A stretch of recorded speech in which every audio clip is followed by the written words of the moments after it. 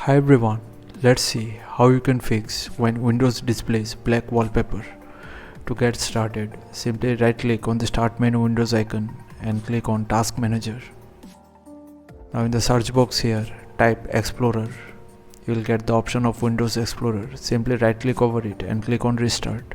Sometimes restarting the Windows Explorer fixes the issue. In the next method, right click on the desktop. Click on Personalize, then click on Background. Now in the right hand corner, it may be set to solid color. Simply change this option to picture and set any wallpaper from here, and this should fix the issue. In the next method, search for Control Panel and open it.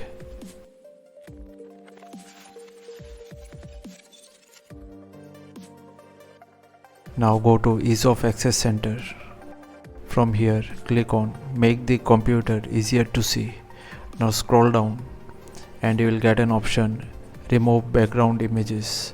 If it is checkmarked, simply uncheck it and save the change and see if the issue gets resolved or not.